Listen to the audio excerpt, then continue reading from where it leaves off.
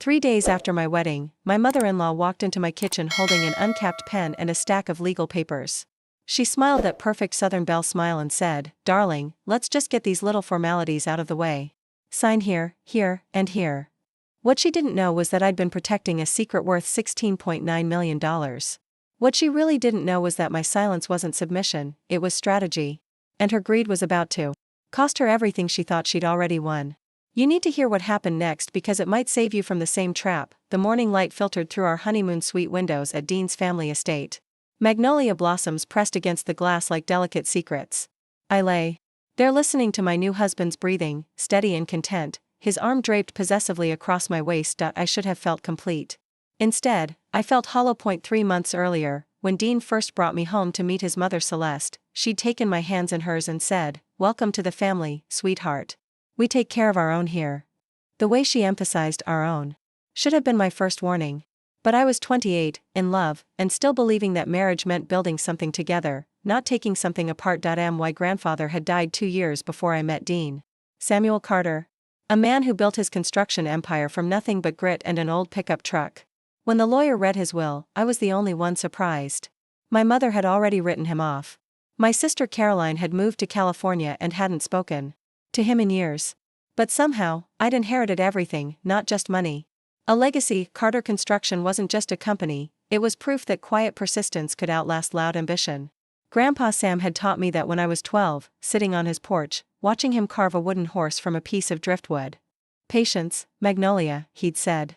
That was his nickname for me. Never let them rush you into decisions. People who pressure you are usually hiding something. I'd believed in family loyalty my whole life. I'd believed that love meant sharing everything, holding nothing back. That belief had kept me silent about the inheritance for 2 years.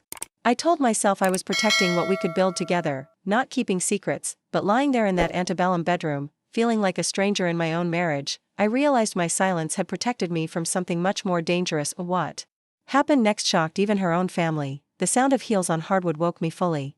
Celeste was already moving through the house at 7 a.m., her voice carrying up the stairs as she spoke to someone on the phone. I couldn't make out the words, but the tone was sharp, businesslike. Dean stirred beside me. "Mom's an early bird," he mumbled into his pillow. "Always working on something." I slipped out of bed and into the bathroom. Through the thin walls, I could hear her more clearly now. "The papers are ready. Edmund confirmed the notary will be here by 9. No, she won't suspect anything. She's too trusting." "Yes, I'm sure. Sweet little Southern girls always are." My blood went cold. I stared at myself in the antique mirror above the sink. Sweet little Southern girl. Is that how they saw me? Is that how I'd presented myself? 20 minutes later, I was dressed and downstairs. Celeste stood in the morning room, elegant in her pearl-colored blazer, arranging white roses in a crystal vase. She looked up with that practiced smile. "Good morning, darling. I hope you slept well on your first night as Mrs. Whitmore." "Beautifully," I replied, matching her tone. "The room is lovely." "I'm so glad." She set down the roses and turned to face me fully. "I was hoping we could have a little chat this morning. Just us girls. There are some administrative things we need to take care of." Administrative things. The phrase sat heavy in my stomach. "Of course," I said. She gestured toward the dining room, where a manila folder sat beside a fine china coffee service. The folder was thick, official-looking. A man in a dark suit stood quietly by the window, the notary she'd mentioned on the phone. "This is Mr. Brennan," Celeste said smoothly. "He's here to help us formalize a few things. Nothing complicated, just some family financial arrangements." I sat down slowly, my hands folded in my lap. The folder was already open to a signature page. Power of attorney, the heading read. Financial and legal affairs. My grandfather's voice echoed in my mind. "Never let them rush you into decisions." "This is interesting," I said softly, scanning the document. "Mind if I read through it completely?" Celeste's smile flickered for just a moment. "Of course, sweetheart. Though it's really just a formality. Every family does this when someone new joins." I nodded and continued reading. The language was dense, legal, but clear enough.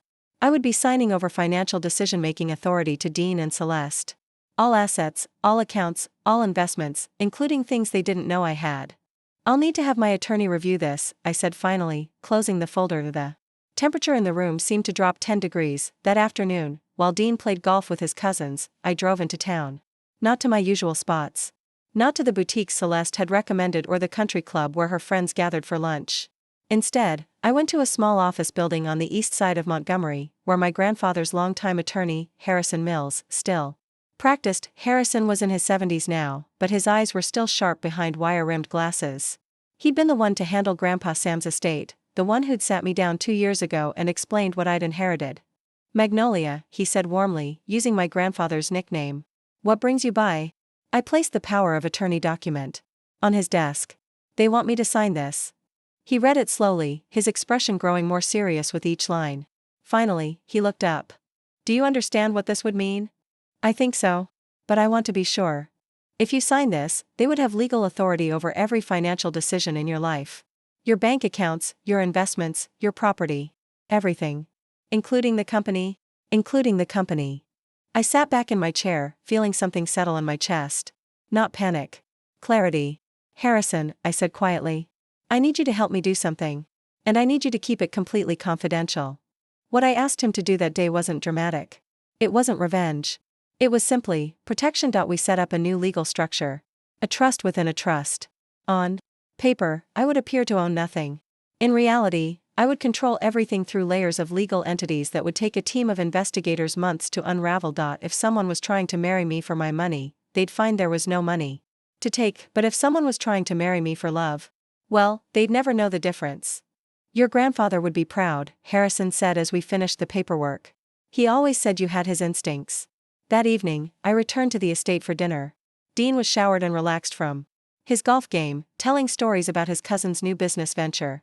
Celeste had prepared her famous herb-crusted salmon, and we ate by candlelight on the screened porch. It was almost perfect. Almost, except for the way Celeste kept glancing at the manila folder, still sitting unopened beside my plate. Did you have a chance to look over those papers, darling? She asked as we cleared the dishes. I did, I replied. I'm still considering. Dean looked between us, confused. What papers? Just some family business arrangements, his mother said smoothly. Nothing that concerns you. But I saw the look that passed between them. Quick, loaded with meaning. That night, as Dean slept beside me, I lay awake staring at the ceiling. Through the walls, I could hear Celeste's voice again, low and urgent. On the phone. She's stalling. I don't know why. No, I don't think she suspects anything, but... Well, we need to move faster. Move faster. The urgency in her voice confirmed what I'd already begun to understand. This wasn't about welcoming me into the family. This was about accessing something they believed I had. The betrayal cut deeper than I expected. The next few weeks unfolded like a carefully choreographed dance. On the surface, everything was perfect. Dean and I settled into our new apartment. In downtown Montgomery, a historic district place with high ceilings and original hardwood floors. Celeste sent flowers every few days. She invited me to lunch with her garden club friends, introducing me as Dean's lovely wife, with obvious pride, but underneath the surface, the pressure was constant. It started small. Dean would mention, casually, how much easier their family finances would be if everything was streamlined. Celeste would drop comments about how young wives these days were so much smarter about family asset protection than her generation had been. Then came the gifts. A beautiful antique jewelry box, with a note, for keeping your treasures safe within the family. A leather-bound checkbook with both Dean's and my name embossed on the cover, so convenient for household expenses. A framed photo of their family estate, your future legacy. Each gift came with gentle pressure. Each conversation steered toward the same destination, that unsigned power of attorney document. Meanwhile, I was living a double life. During the day, I played the part of the grateful new wife.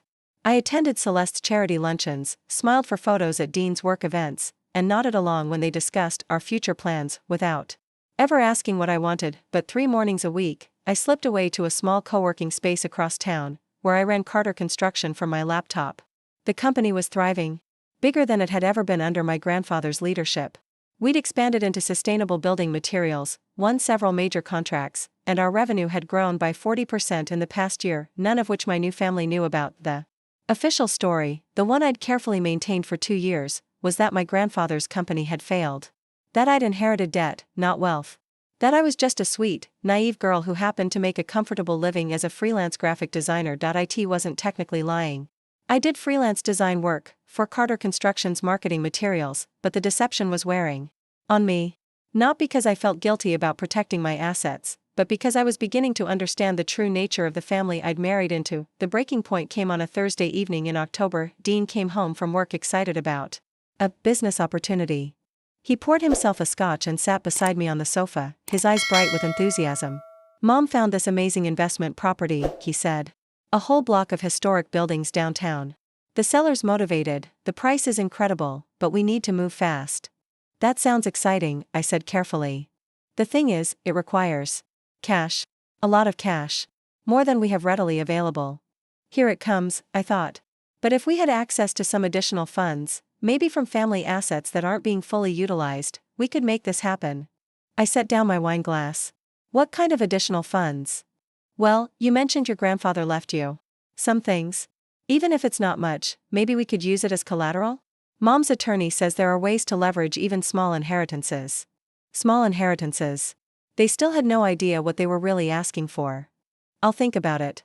I said. Dean's face fell slightly. Babe, these opportunities don't wait. The seller wants an answer by Monday. Then maybe it's not the right opportunity for us. That was the first time I saw a flash of something cold in Dean's eyes. It was gone quickly, replaced by his usual charm, but I'd seen it. Of course, he said, leaning over to kiss my cheek. We don't need to rush into anything. But I could feel the shift. The honeymoon phase was ending, and the real game was beginning. November brought the first real frost of the year, and with it, a new level of intensity from Dean and Celeste. The investment property opportunity had apparently fallen through, but there was always another one. A restaurant chain looking for investors. A tech startup that needed backing. A real estate development project that promised incredible returns. Each proposal required immediate action. Each opportunity was time-sensitive. Each deal could secure our financial future. If only we could access some additional capital. I began to feel like a mouse in a maze, with every path leading to the same destination, that power of attorney document. But the real escalation started the day I came home early from a doctor's appointment and found Celeste in my apartment. She was sitting at my kitchen table, completely at ease, as if she belonged there. A fresh pot of coffee was brewing, and she'd arranged some pastries on my best serving plate. Hello, darling, she said with that practiced smile. I hope you don't mind. Dean gave me his key. I wanted to surprise you with some of those lemon bars you loved so much. My purse hung heavy on my shoulder, containing documents I'd just picked up from Harrison Mills. Legal papers that would change everything, if I chose to use them. That's very thoughtful, I said, setting my purse carefully on the counter, away from her line of sight. I was hoping we could have a heart-to-heart, Celeste continued, pouring coffee into my favorite mug. Woman to woman. I sat down across from her, accepting the coffee but not touching the pastries. You know, she said, settling back in her chair, when Dean was younger, he fell in love with this girl from the wrong side of town. Pretty thing, but she had no understanding of family responsibility. No concept of what it means to be part of something bigger than yourself. I sipped my coffee and waited. I had to help him see that some people are takers, and some people are givers. Some people understand that family means sacrifice, and some people, well, they just don't have the breeding for it.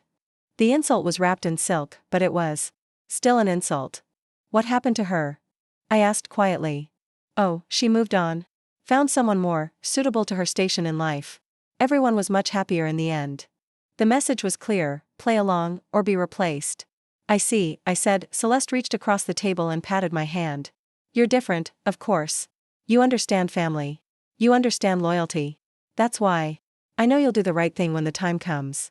After she left, I sat alone in my kitchen for a long time, staring at the crumbs from her lemon bars.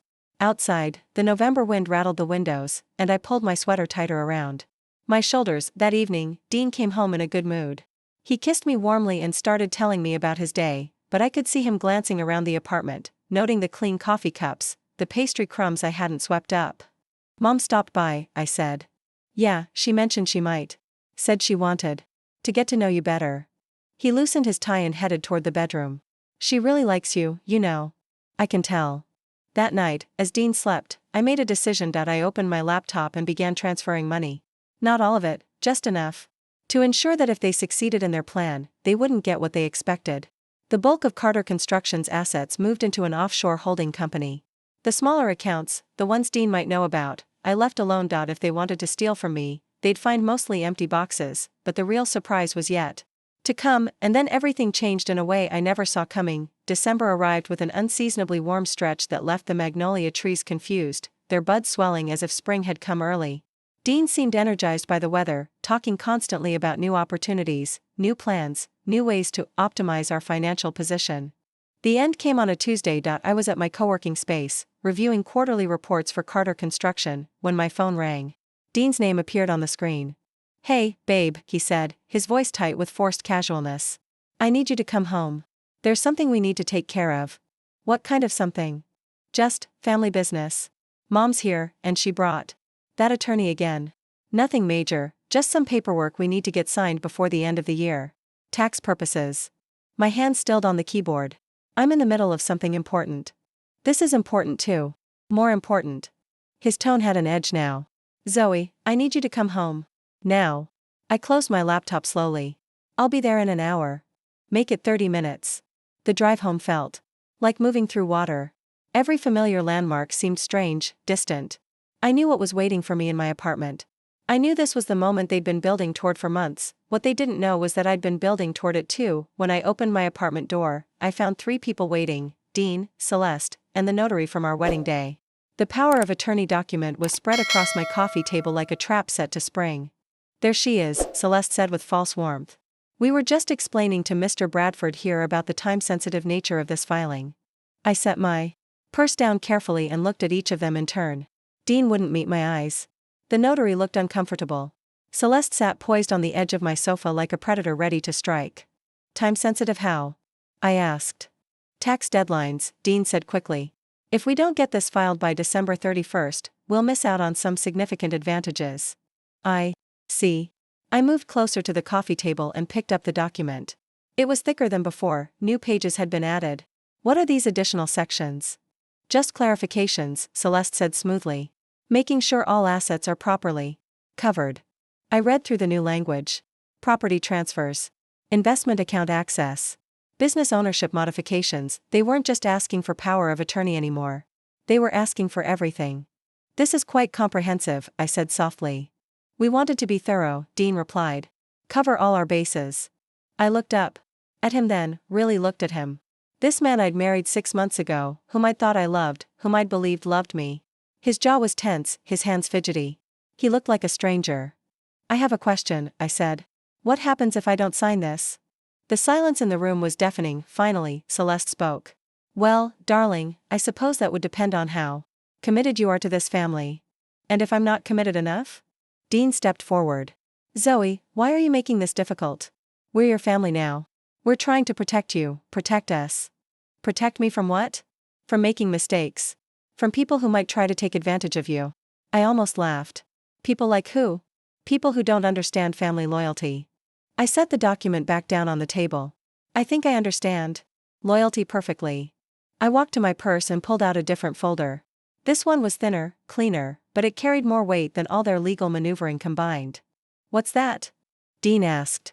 "Divorce papers," I said simply, the words hung in the air like a bomb waiting to explode. Celeste's perfect composure cracked for the first time.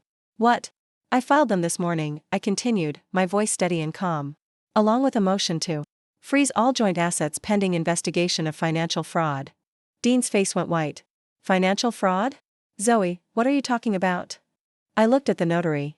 "Mr. Bradford, are you aware that these people have been attempting to coerce me into signing over assets they believe I own, but which they have no legal right to access?" The notary shifted uncomfortably. I was told this was a routine family arrangement." "It's not routine," I said. "And we're not really family."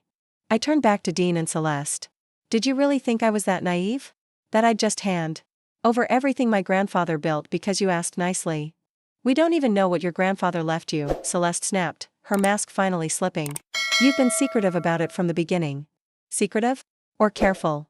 I opened my folder and pulled out a single sheet of paper. "This is a financial summary prepared by my attorney. Would you like to know what you were trying to steal?" Dean reached for the paper, but I pulled it back. "Carter Construction is currently valued at $16.9 million. It employs 43 people across 3 states. Last year, we donated over $200,000 to local charities. This year, we're projected to break $20 million in revenue." The silence was complete now. "You see," I continued, "my grandfather didn't leave me debt. He left me an empire. And he also left me something more valuable than money. He left me the wisdom to recognize people who would try to take it from me." Dean sank into the nearest chair. $16.9 million? Give or take. "And you never told me?" "I never told anyone. That was the point." Celeste stood up abruptly. This is ridiculous. You can't just file for divorce because we asked you to sign a financial document. You're right, I said. But I can file for divorce because you married me under false pretenses. Because you attempted to defraud me. Because you saw me as a mark, not a wife. I looked at Dean one last time.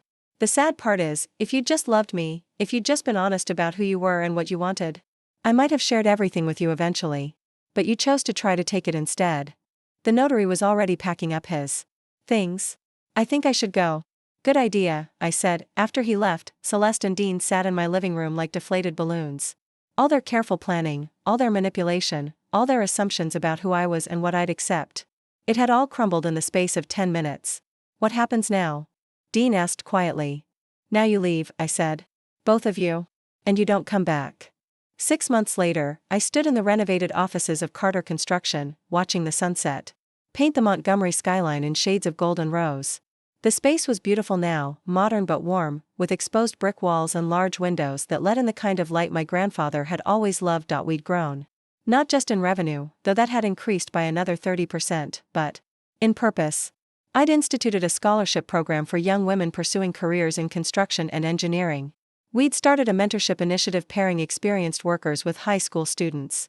And every Friday, we closed early so employees could volunteer with local community organizations. It wasn't what my grandfather had built, it was what he'd hoped it could become. The divorce had been finalized 3 weeks ago. Dean hadn't contested it, he couldn't, really, given what my investigation had uncovered. It turned out the investment opportunities he'd been so excited about were all part of a pattern. He and Celeste had done this before, to other women, other families. I wasn't their first mark, but I was their last successful one. My phone buzzed with a text from my sister Caroline, whom I'd reconnected with during the divorce proceedings. She was flying in from California next week to see the new offices and meet the team. We'd talked more in the past 6 months than we had in the previous 6 years. Proud of you, Maggie, her message read, using our childhood nickname for each other. Grandpa would be too. I believed that. There was a soft knock on my office door, and my assistant, Maria, peeked in. Ms. Carter? There's someone here to see you. Says he's an old friend of your grandfather's. I looked up, curious. Send him in. The man who entered was in his 80s, with weathered hands and kind eyes. He moved slowly but with dignity, wearing a clean work shirt and pressed jeans. Miss Magnolia, he said with a slight smile. I'm Walter Jenkins. I worked for your grandfather for 37 years. Mr. Jenkins. I stood up and moved around my desk to shake his hand. I remember you. You taught me to drive the backhoe. When I was 15. He chuckled. You were a natural. Sammy was so proud that day. We sat down in the comfortable chairs by the window, and he looked around the office with approval. He'd love what you've done with this place, Walter said. But then again, he always knew you had it in you. Did he? Oh yes. He used to say. You had the quietest strength he'd ever seen. Said people would underestimate you because you didn't make noise, but that was their mistake, not yours. I felt tears prick at my eyes. I miss him. We all do. But he's still here, you know. In every decision you make that puts people before profit. In every time you choose integrity over easy money. Walter reached into his pocket and pulled out a small, worn wooden box. He asked me to give you this when I thought you were ready. Took me a while to know when that was, but after hearing about how you handled that business with your husband, well, I figure you're ready now. I opened the box carefully. Inside was a simple silver locket, tarnished with age. I opened it to find a tiny photo of my grandmother on one side, and on the other, an engraving, "Strength is knowing when to bend and when to break." He wanted you to know, Walter said quietly, that protecting what's sacred isn't the same as being secretive. Sometimes the bravest thing you can do is trust yourself enough to wait for the right moment to reveal who you really are. After Walter left, I sat alone in my office as the last light faded from the sky. I fastened the locket around my neck. Feeling its weight settle against my heart, the past year had taught me something profound. Silence isn't weakness, and kindness isn't naivety. Sometimes the most powerful thing you can do is let people reveal themselves while you protect what matters most. I thought about Dean and Celeste, probably planning their next target, their next scheme. I felt sorry for them, in a way. They'd confused wealth with worth, possession with love. They'd never understand that the real inheritance my grandfather left me wasn't money. It was the knowledge that my value couldn't be signed away on any document. My phone buzzed with another message, this one from Harrison Mills. Evening News wants to do a story about the scholarship program. Interested? I smiled and typed back. Let's do it. It's time. For too long, I'd hidden my light under a bushel, afraid of who might try to steal it. But I'd learned something important: you can't protect yourself by making yourself invisible. Real protection comes from knowing your worth so clearly that no one else's greed can diminish it. As I gathered my things and prepared to leave the office, I caught my reflection in the dark window. The woman looking back at me was stronger than the one who'd signed those wedding papers a year ago. She was calmer, clearer, more certain of her place in the world. She was no longer hiding from her inheritance. She was living it. If this story resonated with you, please share it with someone who needs to hear it. Your story of quiet strength might be exactly what someone else needs to find their voice. And if you've ever had to choose between being liked and being respected, tell me about it in the comments below. I read every single one. The drive home took me past the cemetery where my grandfather was buried. On impulse, I pulled over and walked to his grave in the soft darkness. I didn't bring flowers or fancy words. I just sat on the bench nearby and whispered, "Thank you for teaching me the difference between silence and strength." The wind rustled through the old oak trees, and for a moment, I could almost hear his voice. "That's my girl." Some inheritances are measured in dollars. Others are measured in dignity. I knew which one was worth more.